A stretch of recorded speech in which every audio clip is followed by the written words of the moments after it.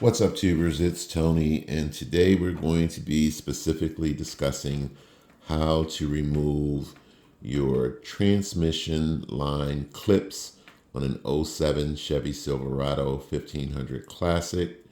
I want you guys to keep in mind that the concept should be the same regardless of what year Silverado you're driving, as long as your vehicle has this type of fitting and these type of clips that need to be removed. Same concept.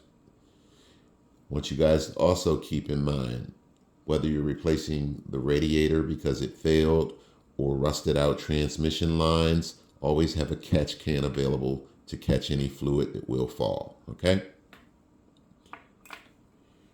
Doing things this way allows me to really show you guys what you're dealing with and just how easy this is. It's a tedious process, but once you see it for yourself before you actually go down there, you have a better idea of what you're dealing with.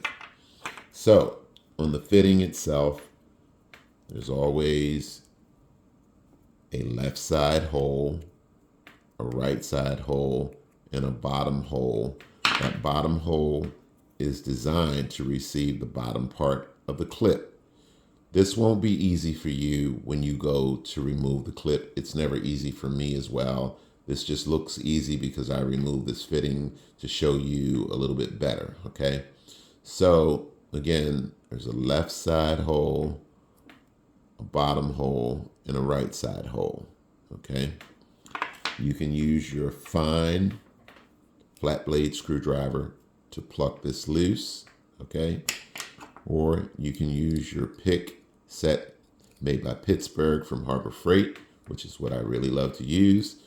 And so what I do is when this thing is down in there, and it could be turned in any direction, you never know.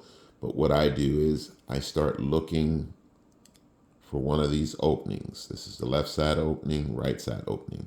And I am a right-hander, so I typically go around and I start plucking.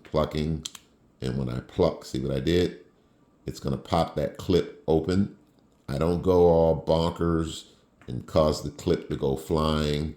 And oftentimes when you use a flat blade screwdriver to do this, or your pick in between, the clips will go flying. So that's why I like to do it this way. Then I take my pick or a pair of needle nose pliers and I go fishing for that clip. Careful not to drop it, okay? To get the line out, just wiggle, wiggle, wiggle, and pull the line out, okay? And it'll just come out. So again, you see, there's a bottom hole, there's a left side hole, there's a right side hole. What I do is I don't install the line first. I take my clip, and you can either insert it in the left side hole first or the right side hole first. I'll leave that up to you. And line the clip up like so. And then you're going to notice that this is almost ready to go in there. All you need to do is just give it a little push and it locks into place. Okay? Then I take the line and shove it in there and it will lock into place.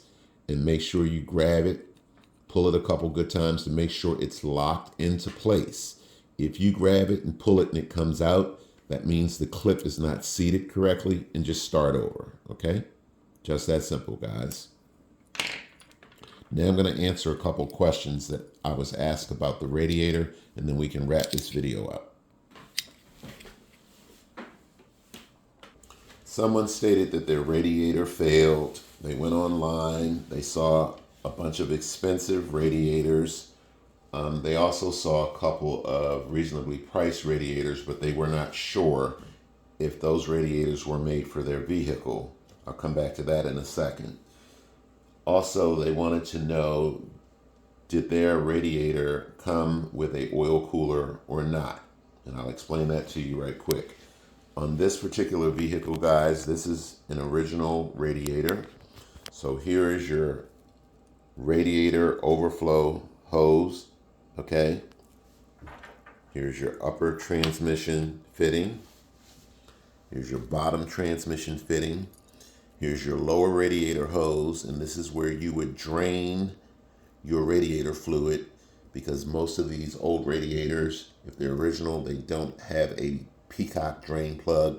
So you would simply drain the radiator fluid from the lower radiator hose, which is located on the passenger side of the vehicle. Just take a pair of pliers, squeeze the clip in, pull the clip back, and then wiggle the hose off. Same thing up here. On the driver's side of the radiator, well, I already told you how to disconnect the lower radiator hose. This would be the upper radiator hose. This would be where the peacock would be, your drain plug, but this one just came as a dead hole. The new one will probably have a peacock drain plug, and I'm replacing this radiator because it failed. It's an original, guys. So for those of you that wanted to know if you have a oil cooler or do you need to purchase a radiator with an oil cooler or without. So look here, guys. This is the original radiator, and this is the driver's side. It does not have an oil cooler, okay?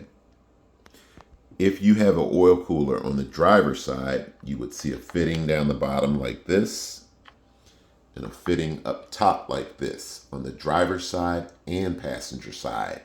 If you see this, then you have a oil cooler, and that's the one you need to purchase. If yours is blank on your old radiator on the driver's side like this, you do not have an oil cooler. These little clips is what holds your fan in place if you have a electric fan assembly on your vehicle, okay? For those of you that saw a more reasonably priced radiator, and we're looking at the passenger side of the radiator. So you saw this on your website. You saw this hole here for the fitting, but you got midway down and you saw a little nozzle, sort of like this, and you didn't know whether you could purchase that radiator. Yes, you actually can. The manufacturer should sell you a little plug that goes over that, and you kind of just tie it. You don't tie it down, but you screw it down.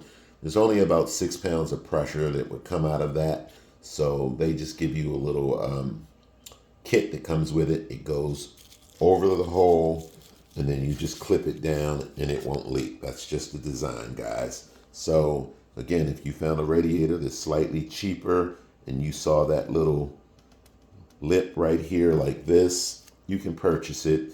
In that box should come a little rubber kit that goes over that, and then you just screw it down with a clamp and it won't leak. Again, that's the design. So I hope this video has been helpful, guys. I hope I answered your questions. Thanks for watching, and catch you next time.